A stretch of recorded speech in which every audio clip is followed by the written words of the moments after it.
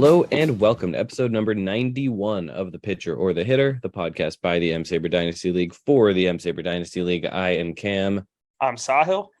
And we are coming at you with a bonus episode. We love you guys so much. We are giving you an extra episode for your week.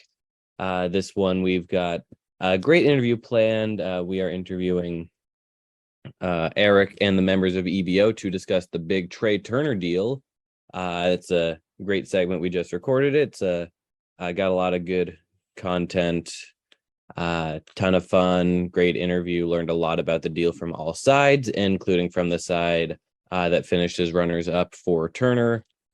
But we got a little bit of few other things to talk about here as well.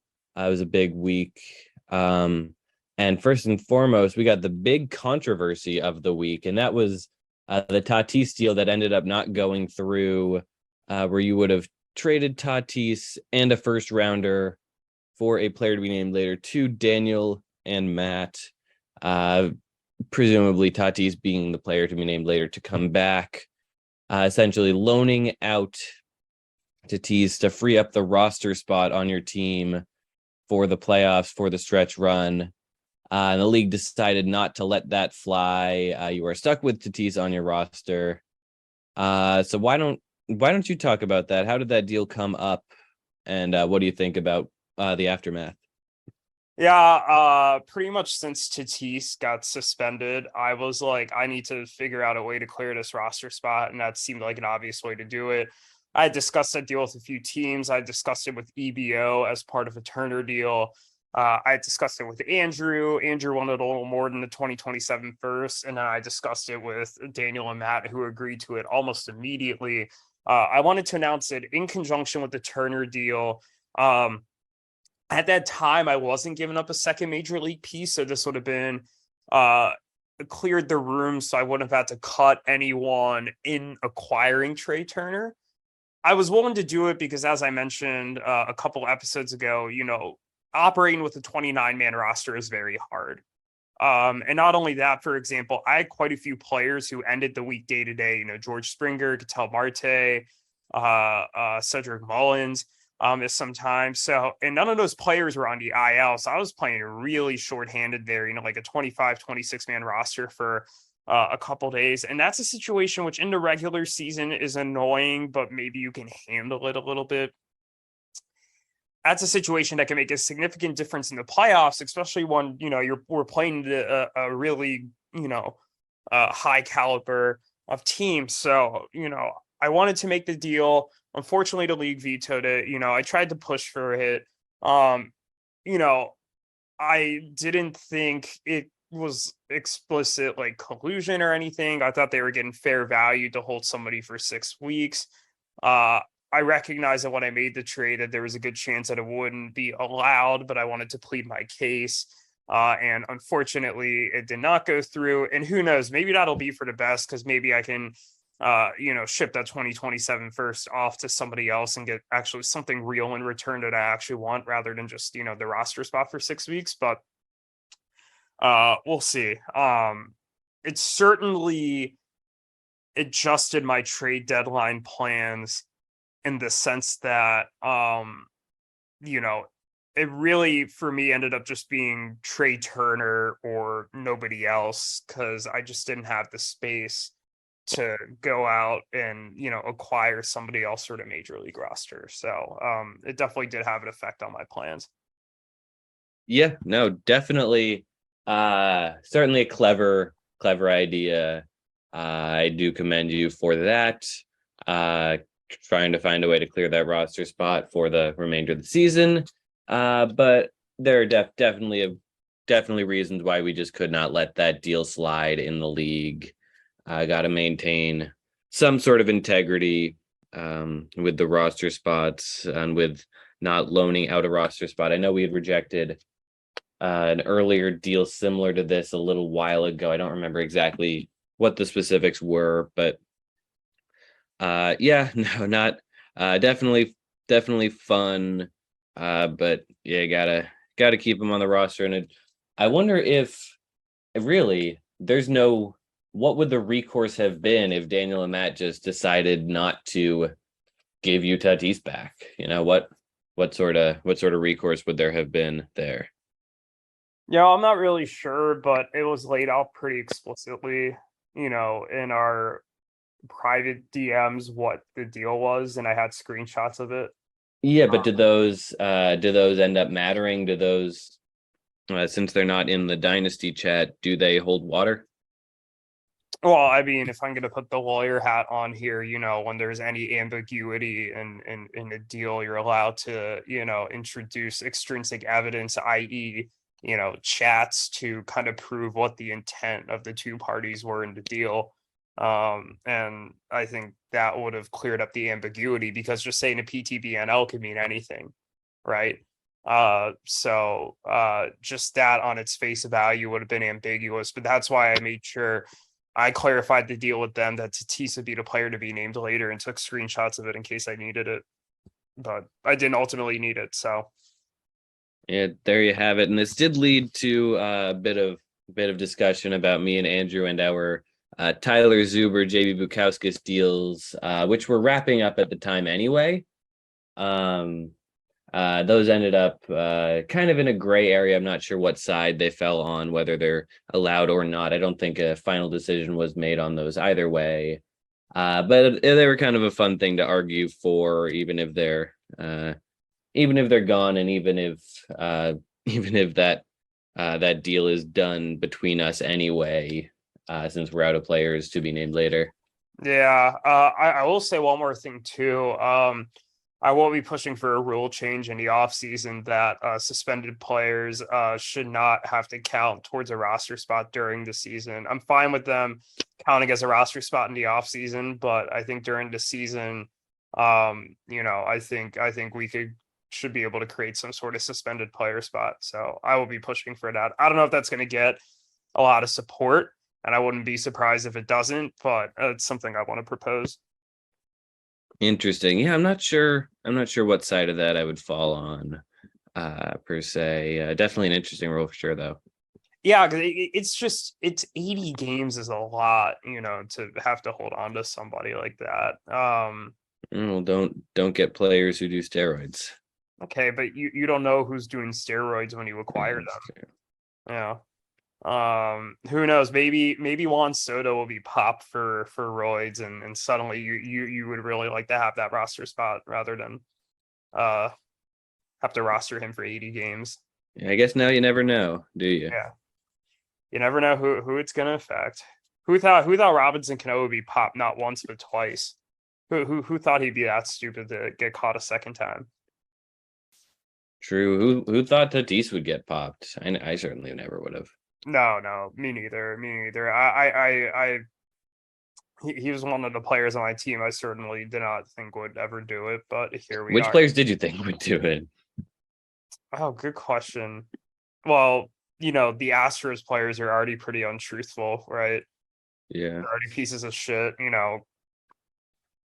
Maybe Carlos Correa wants to be more of a piece of shit. I don't know, but I love you, Carlos Correa. You're a yellow champ, so you are family. But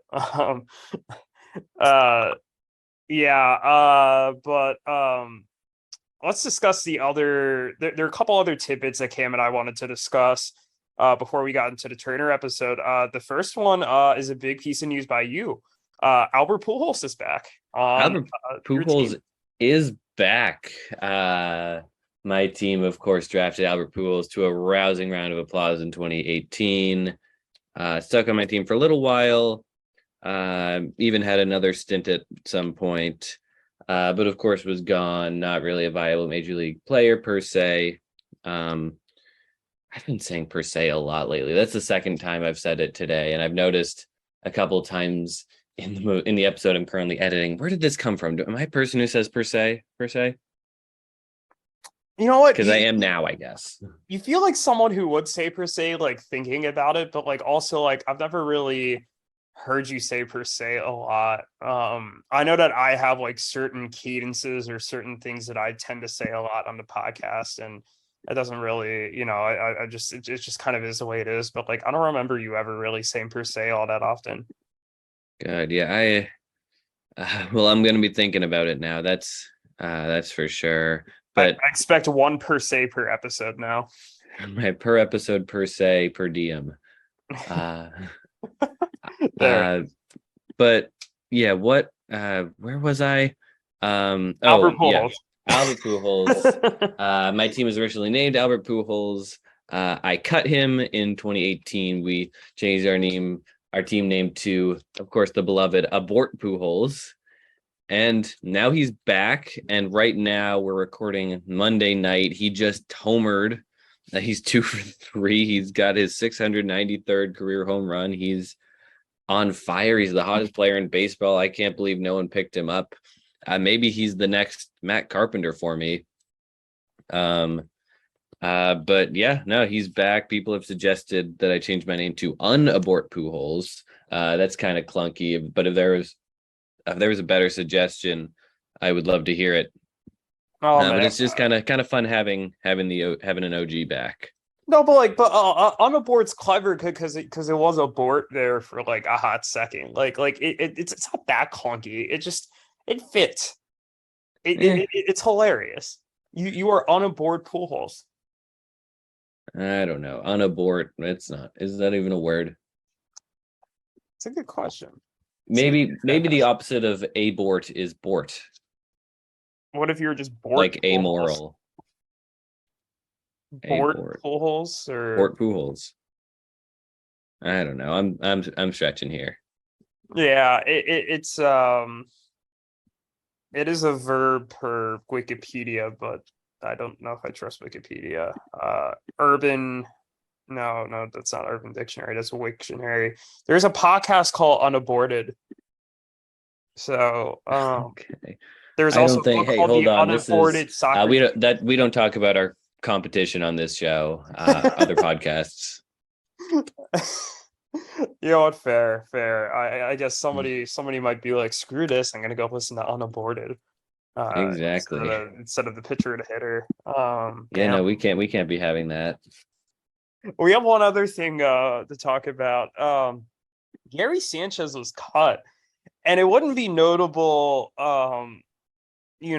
if we're just talking about his performance, because Gary Sanchez is not very good now. I don't think he's even really playing every day.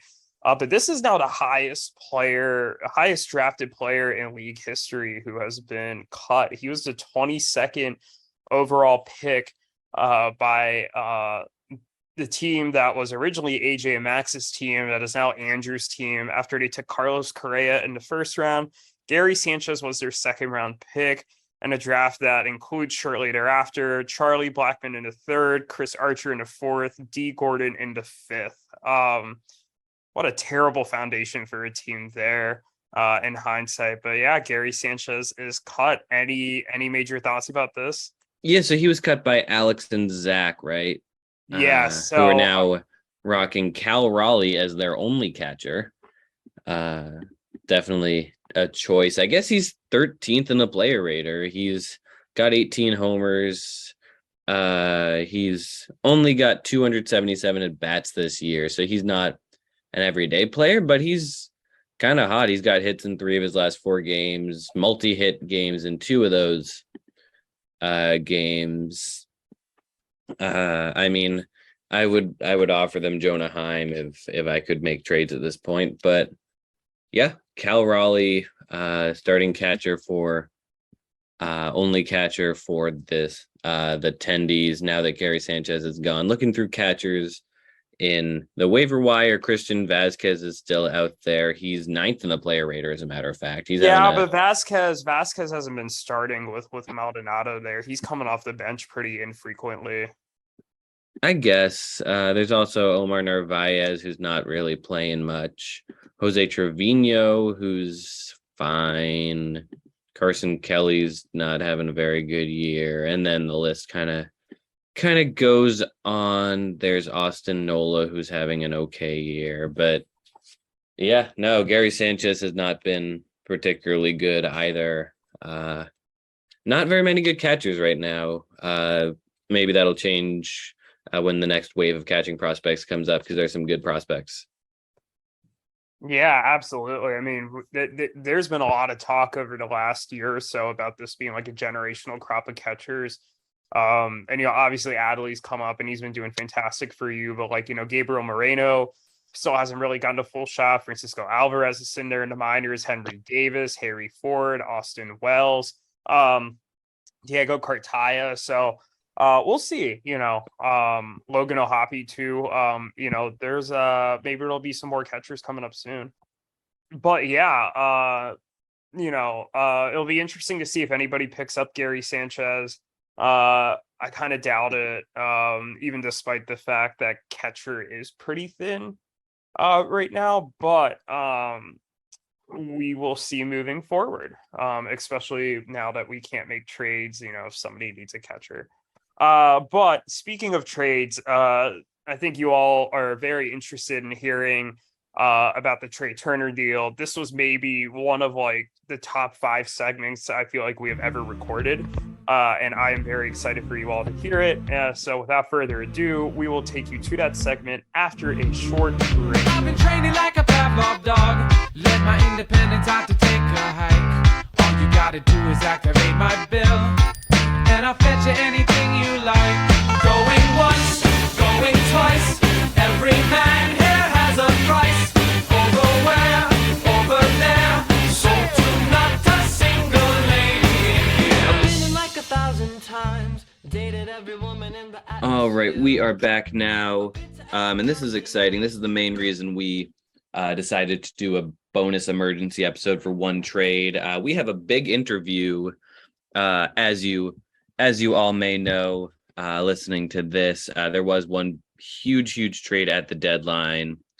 This trade, of course, the details are Big League Yellow Champs trade Jorge Polanco, Sonny Gregg, Gunnar Henderson, Jackson Chourio, Colton Cowser, and Alex and Zach's 2023 third to EBO for Trea Turner, Paul Sewald, and Garrett Mitchell. Lots and lots of moving pieces, a lot of big prospects, and from what I understand, a very large bidding war. We're going to hear all about the background. And we've got 3 guests alongside Sahil and myself. First and foremost, we have Zane and Sully from EBO. How are you two guys doing? Doing good. I'm good. I got a Yoshi on me, and I got 3 Cheez-Its in my mouth. That is the life. And we also have Erik here, who apparently was the loser of a big bidding war for Trea Turner. How are you doing, Erik? Great. How are you? Pretty good. And then Sahil, of course, I'll be acting as the moderator. How are you doing today, Sahil? I'm doing good. Obviously I'm doing good because I won the bidding war, and the Yellow Champs won last week, but I'm excited to be here. I love being able to dive deep into these negotiations because I think, and I think the other panelists here will concur, this might have been the most like insane, crazy trade negotiation in league history. And I don't throw it out around lightly. It was just so much fun, absolutely nuts. And it was an honor to be a part of it. Absolutely. Yeah, sounds like it. I can speak for myself saying I had no idea this was happening behind the scenes. I even spoke on last week's podcast episode saying I would be surprised if Trea Turner would get traded. Shows how in touch I am. But let's start out by talking to EBO here. When did this all begin? When did the first team reach out to you about Trea Turner? Were you planning on trading him before this all happened? And who was it that reached out first? Yeah, I feel like Trea Turner's received offers since the start of the league. I mean, obviously he has. He was the first trade of the league. But when it comes to everything that's gone on this year, I feel like the moment we brought Sully into the organization, it was kind of unspoken that like Max is going to probably sign off on anything that us two do, even if it's trading Trea Turner. But we reached a certain point this year, and we were looking at the roster ahead of the deadline. Sully and I are trying to brainstorm who we want to try to ship out, and Trea just stuck out like a sore thumb as like a last person here from the past era of VBO, if that makes sense. So when we saw that was going on, we knew that he was going to garner interest. So I believe that Sahil sent in that message. I didn't even see this message, but Sully saw it, where Sahil pitched the idea of trading Gunnar plus Trea for somebody. And that's where it all begins. So I feel like I always had it in the back of my head. If we're trading Trea, it's probably we're actually going in the opposite direction of what we've done, because Trea has been here from the start. We've been win now from the start because we drafted old pitching to open up the league. And now we've moved on from those guys, even though those guys, honestly, we could still be good right now if we had held on to them. But the team's trying to reset essentially. And I think Sully coming in, it was pretty clear I wanted to have a co-owner who is willing to rebuild with me, because Max, he just doesn't care about the minor leagues enough. He's more into like the more niche, like knowing all 7 rounds of the NFL draft. So yeah, this is a good fit, and that's where it all started. Yeah, so it was basically like, yeah, as soon as you put out, Gunnar and Churio are available, and then I messaged Zane, and I'm like, as much as we said we don't want to trade Trea Turner, given that he's still somewhat young, but I'm like, he's never going to have more value than he does right now. Because, I never thought you would trade away both of them at the same time. So I was like, you know what, let's just go for it. Because, we're not, if we decide to do this next year, he's going to be on the wrong side of 30. And we figured, just pull the trigger now while he's, before he goes into like free agency and someone possibly overpays him for 10 years or something. Yeah, I have to say, I threw Gunnar and Churio into the chat together like on a whim, with like no expectation that any deal would actually go down. But it's funny because the one name I did have in the back of my mind when I did throw that out as like maybe a possibility was Trea Turner. And I remember Sully chatting me almost immediately, and that was a response I gave him. I was like, this is actually the guy I might have in mind. And I was like, in theory, I could possibly do that. But what's funny is when it came down to it, I initially told them no, like I can't include both Gunnar and Churio. I was like, this is just too much. I was like, I feel like the odds of one of them breaking out is pretty good. And I felt uncomfortable with that idea. And then we started discussing other packages, where instead of Churio, it was PCA.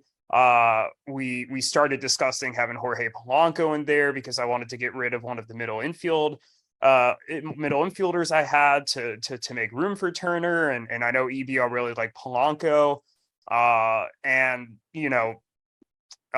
we discussed that for a bit. I was a little hesitant still at points, and next thing I know, suddenly they're like, oh hey, Erik's in the bidding. And that's when I was like, oh boy, like now the kid gloves are off. I was like, something real is about to go down here. Erik and I bidding for by far the top player on the market. It really ratcheted up from there. Yeah, no, absolutely. Sounds like it did.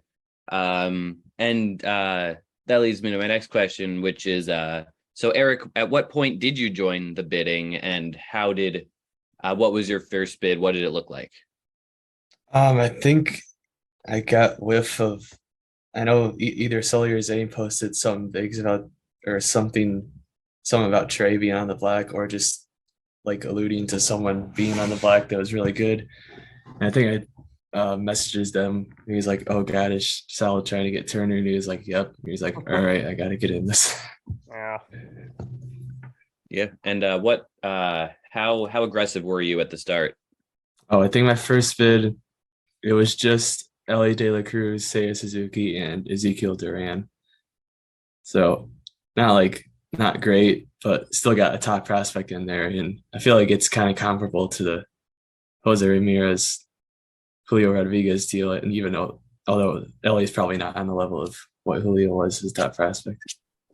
No, it's funny because I remember like Sully was very transparent with me about what Erik was offering the entire time. And I remember thinking like Erik's offers paled in comparison to mine for a while, but then there reached a point where EBO was all of a sudden like, actually, Erik's offer might be better. And that's where I was like, oh shoot, like Erik, to Erik's credit, he really kept the pressure on me. And to EBO's credit, I think this was a masterclass in negotiating and pitting two sides against each other, and they were able to extract a lot because of it. But I'm not going to speak for you, Erik, but like I'm sure for you, it got like you definitely pushed past your comfort level, even in some of the last formal offers you made. I know I did.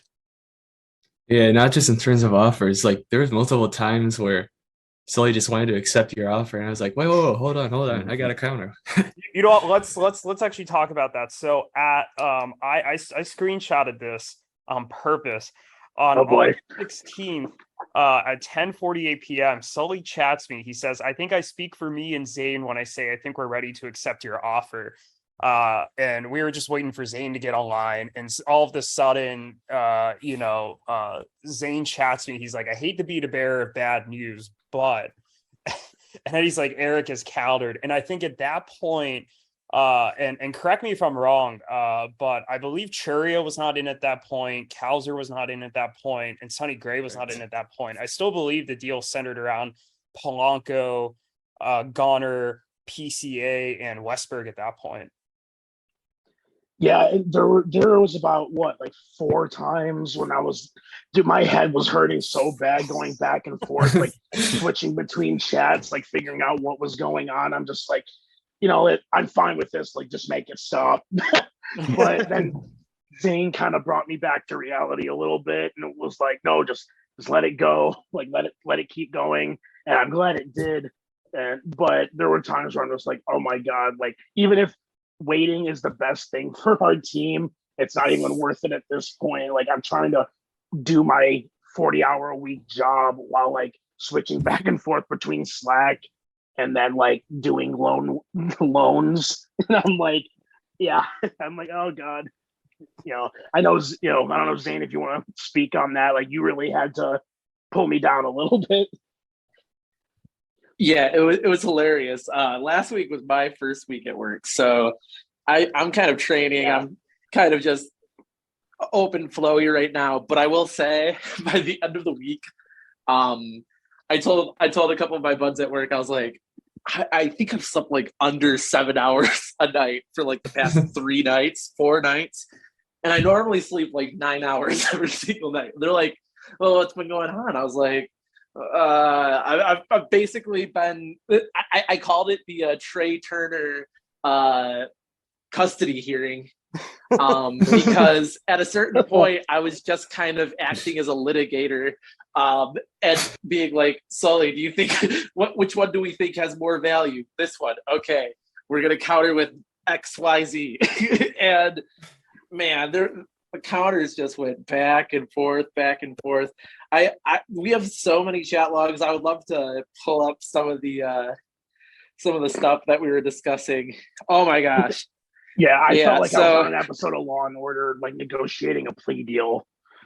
Yeah. I really felt like, okay, so August 16th, we're kind of getting to a point of like trying to settle on something, and I said, I think it's close, but I think PCA is like cheaping out a little bit from what I want. I want like, I see Erik offering just like bigger and bigger amounts, and I'm like, okay, well, if he's willing to include Gonzalez, I know that he's top 50. Even if he's trending down, when I research more, I'm like, okay, well, like we're bringing in names that didn't come up last year, so I'm going to start exploring that more. And then we're just rolling through. We kind of know these target guys that we want for sure. We know we want Jorge Polanco, although we almost traded him at midnight. Well, we did trade him at midnight, but it ended at 11:59. We failed to trade him at midnight.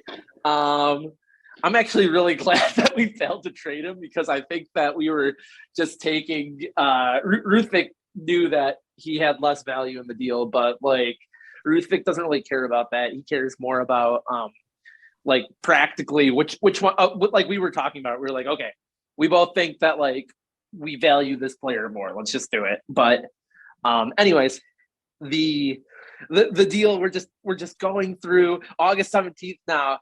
Sully sends me at 104. OMG, he's offering Chiriot and or Cowser now. We got him.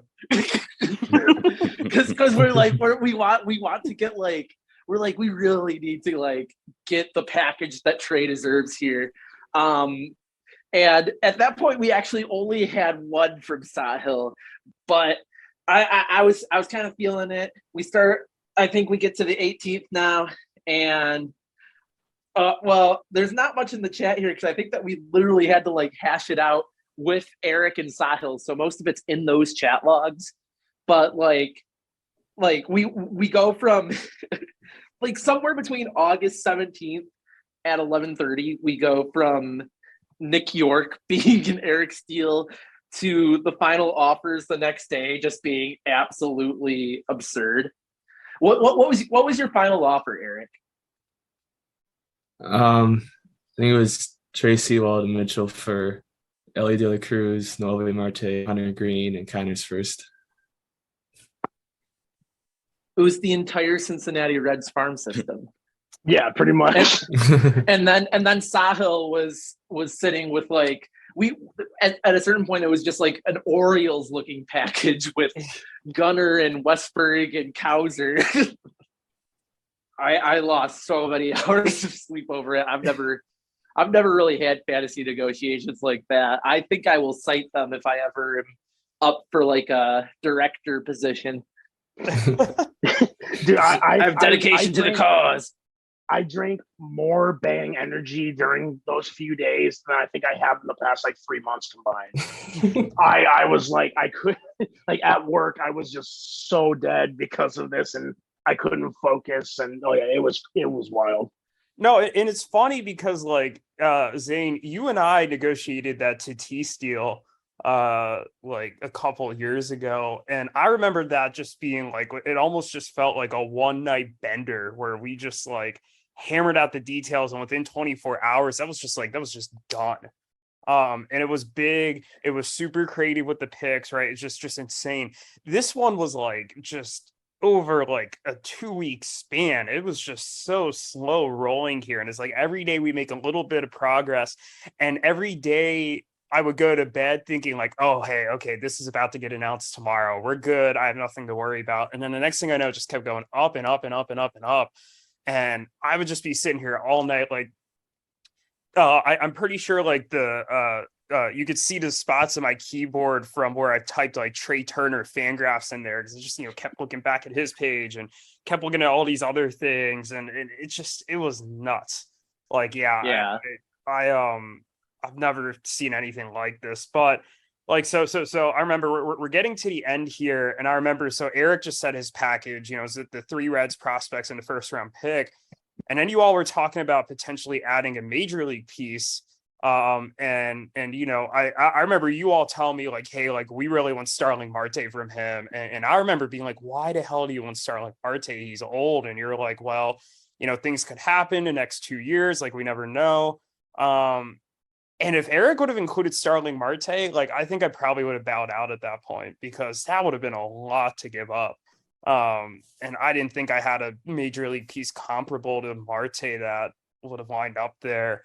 And I wonder if I jumped the gun by including Sonny Gray without Erik actually countering, like making an official counter to me including Cowser. But I was just so ready to be done with it at that point. I was like, if this is what gets the deal done this second, so I don't have to like stress about this anymore, that's perfect. I remember that being one of the deciding factors for me to include Sonny Gray in that deal. But like, I mean, man, you all negotiated so far up from where you were initially. So I was surprised to hear that there was a group chat with all four of you in it. How did that work? Whose idea was that, and what did that look like? Were Erik and Sahil going back and forth with each other? What sort of, I guess, what's the dialogue like in there? That sounds unlike anything I've ever seen in this league. No, so it's so much worse. Yeah, it's 2 3-person chats. It's 2 3-person chats, and I'm telephone. Okay, Yeah, I thought I had heard you say that there was no. So chat. Erik and I at one point. So there was 3 chats. There was I'm the hearing officer, right? There was EBO and me, EBO and Erik, and then like halfway through the negotiations, I just started chatting Erik because at this point to me it was all just pretty humorous. And I was just I didn't know you were chatting Erik. No, I was. And we always knew what each other's offers were, so. Yeah. He we were all pretty aware. Let's see if I can find her first message here. I chatted Erik on Tuesday. I was like, this is an interesting battle that we're in here.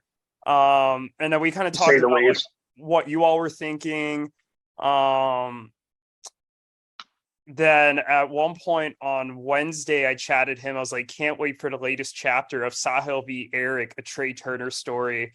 To which Erik responds, oh God, did you add Churio? Thursday, I chatted Erik. I was like, wait, shit, all 3 of the prospects you're offering are Reds. I just realized that. And then it just kind of kept going from there. So we were talking on the side, but like Sully and Zane were pretty transparent with me about what Erik was offering and what he was saying. And it sounds like it worked both ways too. But no, I just feel like, and I think part of the reason I started chatting Erik was I had reached a point where I was just like, you know what, if I lose out here, I'm okay. And I think that point came around when EBO asked for Kalzer on top of Polanco, Gunnar, and Churio. Like I thought Polanco, Gunnar, and Churio should have been more than enough. But they liked Erik's offer better, and I added Kalzer. I actually went to bed that night thinking, like, I'm not going to add Kalzer. That's it. I'm going to tell him to accept Erik's offer. And I chatted Sully that morning, and I was like 50-50 on it. And then I thought about it a little more, and I was like, Colton Kalzer is not going to be the reason I'm not going to get Trea Turner. And decided to add him, and it just kind of kept going from there. But yeah, I mean, I think really that was part of the reason I was just so willing to chat Erik about it, because I kind of assumed that eventually the price was just going to get too high and I wasn't going to be the one who got him. Yeah, no, that's definitely interesting. And we've talked a lot about Trea now, but we haven't mentioned the supporting pieces. How did Paul Sewald get in there, and Garrett Mitchell? How did those guys get into the deal, and whose idea was it? We got to remember here, Paul Sewald was actually the main part of the deal. Trea Turner was the add-on. So true. Yes. Go ahead. Yeah. But so Mitchell, I'll let EBO talk about why they included Mitchell, because that was more of an internal discussion on there. And Sewald was someone I'd actually asked for like separately a couple times, including once contemplating offering them like Sewald for Muncy, like before Muncy started like bouncing back again. I'm really glad that they didn't really entertain that. But yeah, what was the thought process behind including Garrett Mitchell? Well, I mean, our farm has been getting, I mean, I'm not saying like this is a good problem to have, but our farm has been getting so loaded. We are getting to the point where like we don't know who we want to drop, because we don't want to just drop someone, but we got to do something. And we identified 3 prospects that we were willing to either include or drop, and it was Garrett Mitchell, John Kenzie, Noel, and then Colt Keith.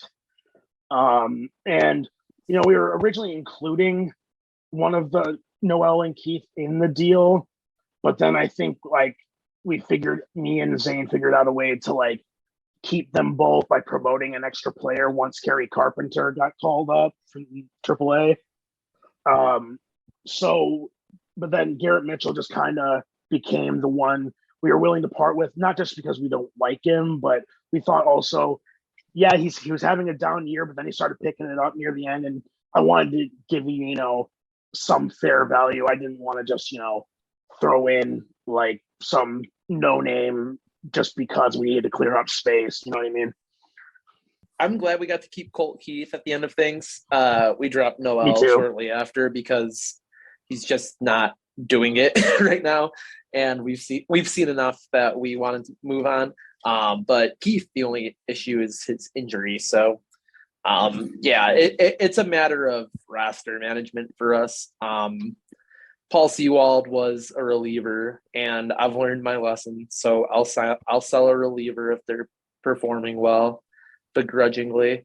And I'm mad that the Tigers lost the World Series because of relievers, because it's literally just random and the guys were fine. It's the saddest truth. It's the saddest truth that we have to face as we grow up. Is that the relievers are just the scapegoats, but their value is limited in scope. So Sahil will benefit from Sewald right now. I'm not sure if we would if we had him when we're competitive again. And frankly, if he is still, good for him, because it's only guys like Melanson really and Chapman that have held out that long in recent years, and now they both suck too, so whatever. Yeah, absolutely. Do we want to start getting to the actual trade itself, or do you have any other questions about the negotiations, Cam? Yeah, so one last thing. This is a question for Erik. At what point did you decide you were going to bow out? When did you decide that the trade had gotten too much, and what was kind of running through your mind at this point?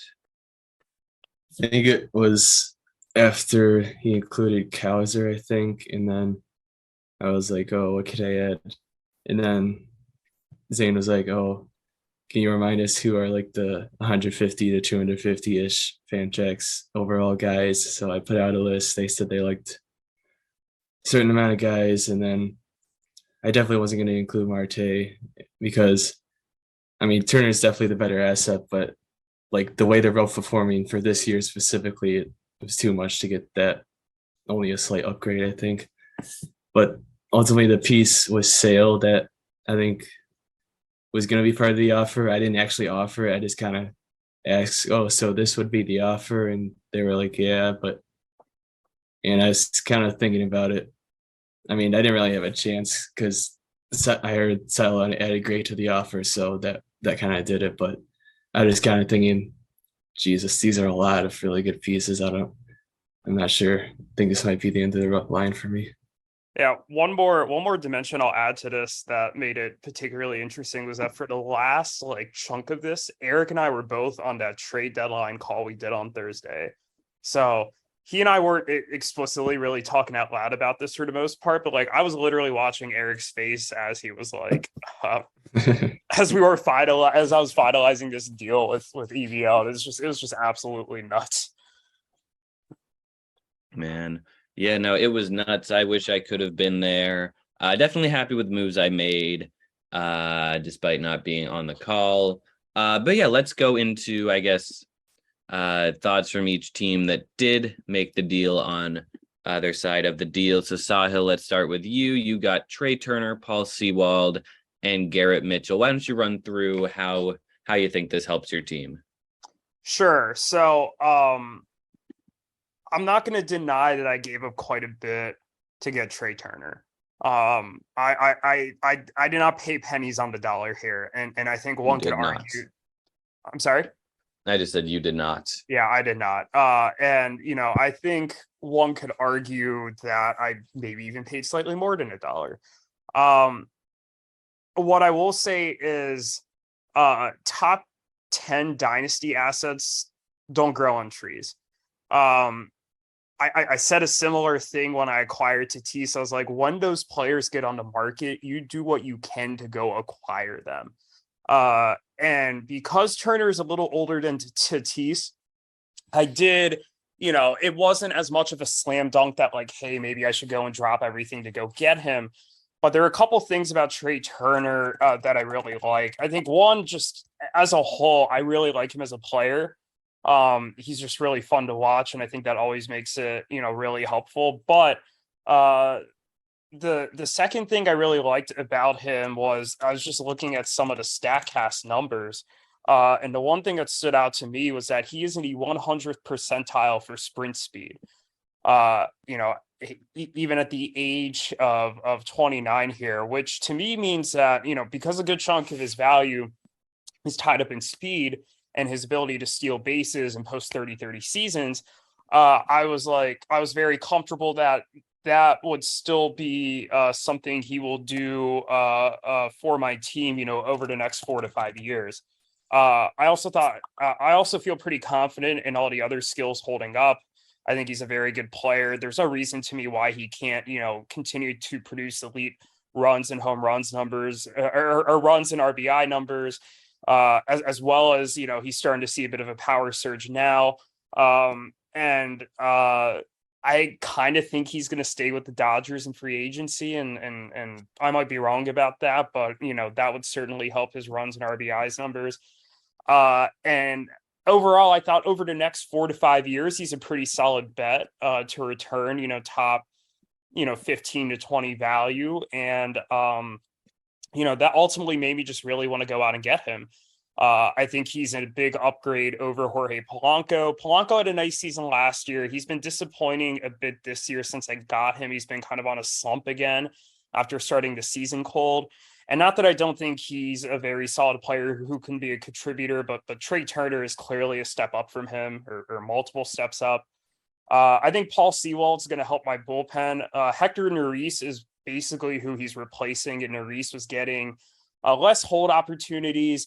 I feel like Montero had kind of taken over the top setup job a little bit, and they got Will Smith in to kind of be the top lefty setup guy. So Neris had kind of gone a while before I traded him without really having a great holds opportunity, and that had me a little worried. And the ratios weren't elite enough for me to want to hold on. So meanwhile, Sewald's top 10 in the player rater this year, playing for a winning team. I thought that was definitely an upgrade there. As for Garrett Mitchell, I needed to replace some of the, great assets that I traded away from my farm. Mitchell was a first round pick in the 2021 prospect draft. He actually went 3 picks before PCA, who I still own. He's made it to AAA. I don't know if he's going to be a stud or anything, but I thought he'd be somebody who would be interesting to gamble on. So I thought these were 3 really nice pieces to add to my organization that will help both in the short term and also in the long term, because I think, Trea Turner will still have 4 to 5 very productive years on my team at least. And, I'm excited to see how it works out. It's already, in a few days I've had him, it's already been very nice, I'll say, having Mookie, Turner, and Freddie Freeman, the Dodgers 1, 2, 3 hitters right up there. There's already been at least once where they've had back-to-back hits up there, and many more occasions where 2 of the 3 have gotten hits already in a row. So it's been fun. Oh yeah, absolutely. You and your Dodgers. But let's talk to Evil now. You acquired in this deal. You did give up Trea Turner, but you were able to get Jorge Polanco, Sonny Gray, Gunnar Henderson, Jackson Chourio, Colton Cowser, and of course, a 2023 third rounder. How do you feel about the assets you acquired? I love it. I mean, I've been, as Sahil knows, I've been, to make a pun, gunning for Gunnar for a long time.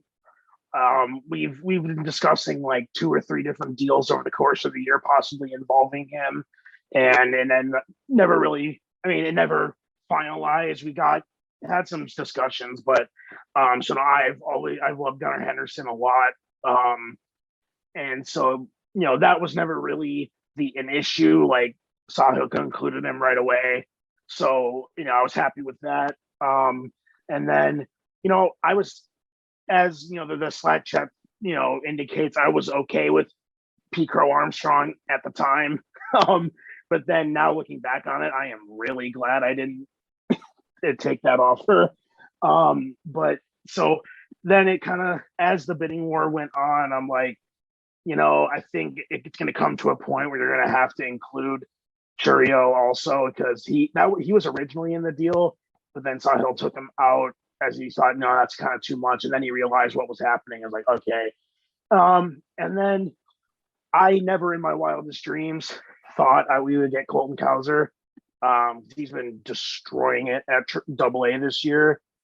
And so I am very, very happy with these pieces. As we've seen, the Orioles are pretty good at developing prospects, and they have the best farm system in baseball this year with the new pipeline rankings. So, I mean, obviously, Gunnar probably might even be up in the majors by the end of the year, but almost definitely will be on the opening day roster next year, which was kind of a big thing for me in terms of the timeline, because we have 3 firsts this year, and I really like this draft class, and I don't want to, waste our opportunity at getting one of those. So I really liked having one of the major pieces be very close to the major, so that way we can make room for our upcoming draft class.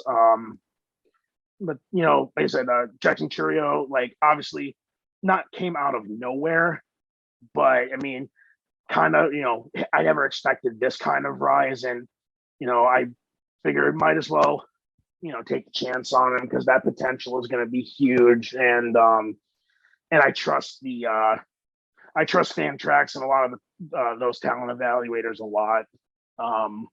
So then they have him ranked pretty high. And then Colton Cowser was one, like, I knew he was good. I knew he was I think number 5 overall pick, if I'm not mistaken.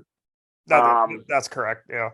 Okay. Yeah. So, and I knew, obviously, he wasn't like talked about in the stratosphere of like a Gunnar Henderson this year, but then, I looked at his numbers. I'm like, oh, holy crap. He has over 1,000 OPS in AA. So I'm like, you know what? I think this might be the final, either it'll be the final blow, or Erik's going to have to, throw something crazy out there. So, no, I mean, overall, I'm very happy. Sonny Gray was a nice ad, even though he's 32. He's having a really good, like, one of the best years of his career. He's cut his home run rate, a home run per fly ball ratio, like almost by a third this year, which I think is very encouraging. And he's playing in a gigantic stadium, so that always bodes well for pitchers. But I don't know, Zane, I don't know if you have any more thoughts on that.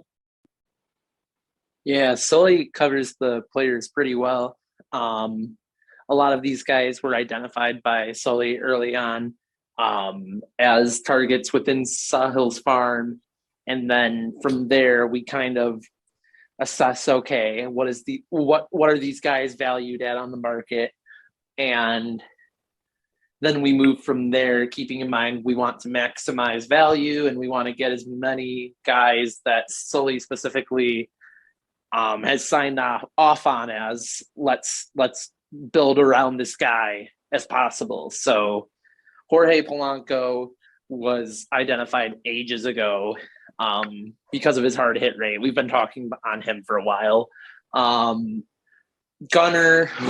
I mean, even a casual minor league follower at this point doesn't really need to know much about that.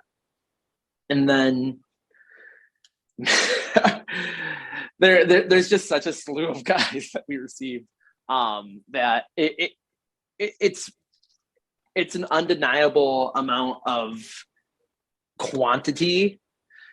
I'm hoping that at least one guy turns into near Trea quality in the future, but the amount of quantity already to expedite the process of retooling this roster and preparing essentially for this rebuild of high minors guys to be able to grow into their own in the next few years.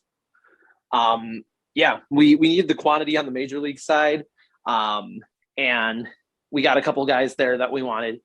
And then for the farm, we really rounded out what we saw as like the finishing touches, at least going into the draft. But who knows, we might be promoting a couple guys that might still be in AAA to start the season and work it out later so that we can fill in those draft picks that we have. So yeah, it's about bringing the young talent in. So at the end of the day, I think we accomplished that, but we also got some major league pieces that I could tangibly see performing well still in 3 or 4 years. Yeah, I'll say one more quick thing about the prospects I gave up. I mean, I think who wins this deal? I mean, it's obviously going to hinge on how Trea performs, right? Can he keep this up for the next several years? Whatever, it's also going to depend on the performance of, to a lesser extent, Jorge Polanco and Sonny Gray. Those aren't nobodies. I was willing to move off of both of them for various reasons. I thought they were both expendable, but they are still very big pieces of the trade. But I think ultimately it's going to come down to the 3 prospects I gave EBO. If none of them pan out, I obviously win the deal. If one of them pans out, or if 2 of them pan out, I think EBO is definitely going to win. If one of them pans out, I think it really depends on a number of factors here. Because like Zane mentioned, Trea Turner is a top 10 player. He is somebody that you're hoping that one of these players that they acquired, turns out to be somebody like Trea. But there's a very realistic possibility. And honestly, with most prospects, it's more likely than not that, even with these top guys, maybe they're a top 50 guy, maybe they're a top 100 guy. And for me, that's would definitely still be a success for EBO to get a young guy who's a top 50 guy, top 100 guy like that. But that's not necessarily somebody that I'm looking at, 5-10 years from now. And I'm like, shoot, like this is the one that I gave away. It's certainly possible that happens, and it would be very painful, especially if it was one of Gunnar or Kalser, because it's an Oriole and I'd have to watch that on an everyday basis. But for me, I looked at that and I was just kind of playing, the odds here and the likelihood. And I thought that the odds of Trea Turner being an elite player for the, next 4 to 5 seasons was, slightly higher than, multiple of these players panning out and being similar to Trea, or maybe just, below Trea and making me really feel like I had lost a trade. I think another factor that goes into this that, when people look at the return, they're now thinking about too, is what would have happened had I not gotten him. And that's that Erik would have gotten Trea Turner. And, Erik and I right now have the same record in the league. We're right here neck at neck. I really don't want to see Erik win a 4th championship in 5 years. I'd really like to get that championship trophy back. So it wouldn't just be me not getting the value of Trea Turner here. It would be not getting the value of Trea Turner and then my biggest rival getting him. So it made it easier for me to maybe be like, if I feel like I'm overpaying a little bit or going out of my comfort zone a little bit, it is worth it because the trade-off is going to be there for that. The last thing I will say is I didn't take the decision to trade these prospects lightly. I've stated for a while now that the goal was to build up the farm. And really start to develop prospects. Cam, I've told you many times during the season how much fun I've had doing it. And EBO remembers I turned out an offer where I would have given up Gunnar Henderson to get Joe Musgrove earlier in the year because I really believed in Gunnar. I think the difference between Joe Musgrove to me and Trea Turner is that Joe Musgrove is more of a top 50 asset and he's a pitcher, and Trea Turner is a top 5 to 10 asset. I mean, he's number 3 in the player rater right now. And, I'm not saying Joe Musgroves grow on trees, but there will be more opportunities to acquire very good players like him. Trea Turner's a generational player and it's really hard to pass up on. So, I know this isn't a decision I took lightly. I'm sure this wasn't a decision that EBO took lightly, but man, I mean, I think they got a great haul. I think I got a great piece. And I like to think that this is a win-win trade. At the moment here, we'll obviously see how this ages, but I think we both had some really sound thinking and logic behind doing this trade. And it's always really fun to do trades when we all really do the research and we all really get into the nitty gritty here, and we kind of figure out how the pieces are going to fit for each team. And I think they made it really fun. Absolutely. Yeah. What a deal it was. We talked a long time about this. I do want to thank you guys all for coming on. Does anyone have any last words before we sign off here? I don't have anything. No. Just want to say good luck to everyone here for the rest of the season and the playoffs. Well, maybe not EBO and the playoffs, but no, this is going to be a fun one. It's been a fun trade deadline. And Cam, I'm glad you and I were able to record 2 episodes talking about all these fun trades. Yeah, no, it absolutely. What a great week it was. And we will be back early next week with our week 19 recap. We're getting ready to get into the playoffs of this season. It's very exciting. Yep, absolutely. Well, until then, you will hear Cam and I next week for episode 92. I love you, Cam. Love you, Zane.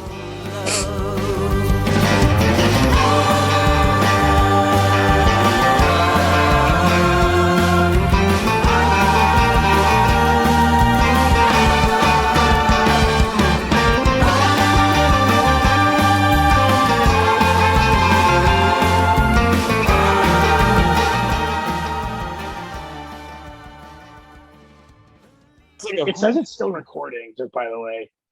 Yeah, it's fine. It's fine. Cam will. Okay. Cam will. I was just like, yeah. we're not putting this part in, but No. Obviously, I'll